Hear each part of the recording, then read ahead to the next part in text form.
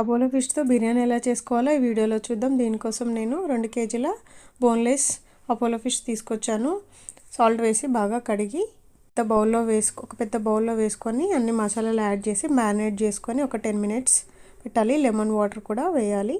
ఒక 10 మినిట్స్ ఫ్రిడ్జ్లో పెట్టుకున్నాక ఒక పెద్ద ప్యాన్ తీసుకొని బాగా ఆయిల్ వేసి డీప్ ఫ్రై లాగా చేసుకొని బాగా ఫ్రై చేసుకొని పెట్టుకోవాలి. ఈ పీసెస్ని నేను 2 కేజెస్ బాస్మతి రైస్ కడిగి 70% ఉడికేలాగా పెట్టాను. దాంట్లో కొంచెం ఆయిల్, కొత్తిమీర అన్నీ వేసాను. మనము దీంట్లో ఏంటంటే స్పెషల్గా యాడ్ చేసేది tomato puree. 2 kgs boneless Apollo ఫిష్కి నేను 7 టమాటోస్ తీసుకొని టమాటో ప్యూరీ చేసి పక్కన పెట్టుకున్నాను.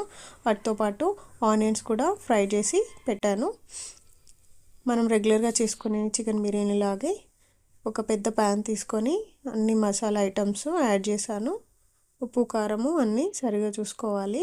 ఇప్పుడే టమాటో ప్యూరీ అన్నీ వేసాక స్మెల్ పోయాక ఇప్పుడు మనం ఫ్రై చేసుకున్న ఈ అపోలో ఫిష్ ముక్కలను కూడా వేసి కొంచెం ఉడికాక 70% ఉడికిన ఈ రైస్ని లేయర్ లాగా వేసుకుంటూ పైన ఫ్రైడ్ ఆనియన్స్, కొత్తిమీర, కొన్ని మసాలాలు యాడ్ చేసుకొని 15 మినిట్స్ సిమ్లో కానీ మీడియం ఫ్లేమ్లో కానీ ఉంచితే మనకు వేడి అపోలో ఫిష్ బిర్యానీ రెడీ అయిపోతుంది.